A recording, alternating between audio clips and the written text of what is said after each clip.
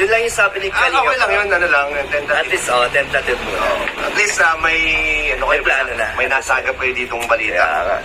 Kali mo dun mag-birthday si Joy. Yun, saya. Saya yun. Pero bahala na. Marami pong ano. Okay, next. Saan ka mas nag-enjoy? Sa Apple game o sa paper dance? Iba kasi experience sa paper dance at sa Apple. Kaya nga, explain mo pagkakaiba. Sa paper dance, buhat natin si Joy. Buhat, okay. Sa Apple game, mas napansin mo yun na nakakapit sa akin. Nakayakap sa'yo, nakahawak sa'yo si Hawak si Joy. So parang, di ba, magkaiba eh. Pero parehong na-enjoy ko. Anong masasabi mo, yung hawak ka niya o hawak mo siya? Gusto ko yung karga ko siya. Ay! So, ibig sabihin, paper dance. Paper dance, pero enjoy din yung Apple. Enjoy Kasi magkadikit ang ano eh. na ano mo yung hininga? Nararamdaman mo yung hininga? Hindi naman. Hindi naman. Kasi hindi. Grabe. So, ano yan? Paper dance. Paper dance tayo. Paper dance. Pero gusto mo rin yung Apple game. Mas mas na-enjoy kasi tagal natin buhat-buhat. Kaya nga eh. Grabe, pero sana all. So, ito naman, sunod na tanong natin. Ano yung isang bagay na pwede mo baguhin sa sarili mo para kay Joy? So far, sabi naman ni Joy, wala pa naman siyang ugali ko na parang gusto niyang baguhin ko or na-turn off siya. Wala pa naman. So, kung wala pa naman, wala pa tayong mga naipapakitang mali or hindi maganda. So, ano lang. Kung ano ka Kung ano ngayon, lang ako, yun lang. gusto niya yun. Oo, kung ano yung pagkakakilala niya sa akin. Gusto ka niya sa kung ano ka ngayon. Yan. Ay, grabe naman talaga.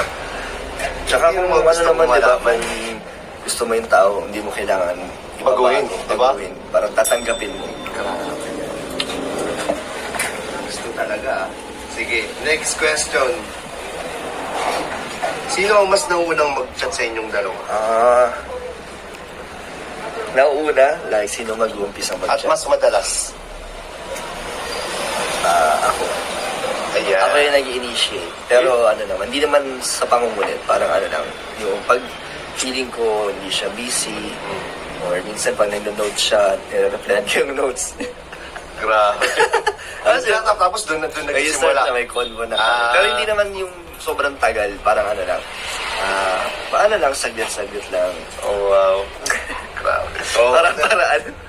Para ano, siyempre ikaw na, hintay ka naman ng ano, para makapag-start ka ng conversation. Hintayin mo yung notes niya. Di ba? Tsaka pag minsan, kanyari may vlog. So, chat ko lang siya. Susunduin na kita, kung anong oras, ganun lang. O sinong nagyayaya?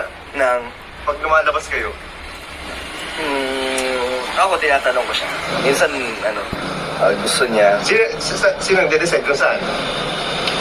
Ako din, kasi siya nagsasabi, bahala ka na. Ganyan naman yung babae. Bahala ka na kahit saan. Tapos pag dinala mo, bakit dito? Tapos, pero kasama namin nakaraan din ng Chomcar. Oo nga, madalas nga eh. At halos madalas din na nakakasama natin. Okay, next question po.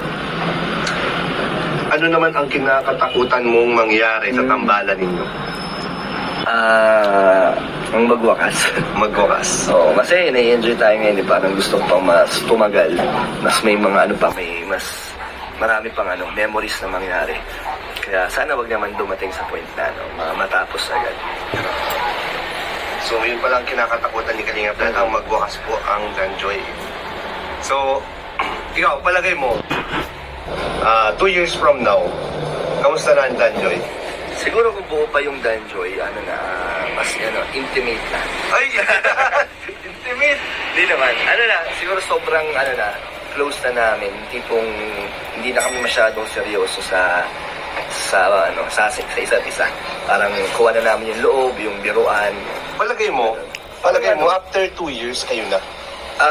Hindi ko alam. Kasi ang goal is makapagtapos si Joy. So sa 4 na taon. So sa loob ng 2 years, hindi natin masabi. Hindi natin masasabi kung ano ang mangyayari sa tadhana natin. Okay, last two na tayo, Kalingap Dan. Last two na. Ito, anong karakteristik naman ang pinaka nagustuhan mo kay Joy? Ito yung madalas kong sinasagot sa iba. pag may nagtatanong din sa pag-uugali, no? Pag-uugali ni Joy. Yung pagiging ano niya, loyal, pagiging family-oriented din. At syempre yung pagiging ano niya, maturity and pagiging tahimik. Tahimik ba talaga si Joy? Tahimik siya sa yung sa mga issues, di ba? Hindi siya yung parang papatol sa mga kung ano-ano dyan. Sinasarili niya, di ba? Sinasarili niya. Yun, doon ako bumilib ka dyan. Yun nga, iniiyak na lang daw niya. Nakakabilib sa sa babae yung gano'n. Yan. So, last question. Ito na lang, madali na lang to. Ito ang pinakamadali sa lahat. Sige. Describe mo si Joy in 2 words. Describe in 2 words? 2 words. Kasi Fine. 1 word, madalas na yun. 2 words naman. Happy pill. Ano? Happy pill. Happy pill. Happy pill, guys. Grabe. Tama na ba yun? Tama naman, happy pill, di ba? Kaya nga. Source ng happiness. Yeah. Grabe. Happy pill. Galing naman ni Kalingap. Naisip mo yun, ha? 2 words naman 2 words naman, tama. Pero bro, maano pala ako, may follow-up na lang ako. Idagdag ko na lang to. Kasi ito, related to sa last episode ng Danjoy. I see. Kasi, mainit-init pa yan. Mainit-init ito eh. May nabanggit kasi doon si Nanay, Nanay Imelda. Sabi daw ni Joy, gusto na daw, sabihan ka daw ni Nanay Imelda na mamanikan ka na.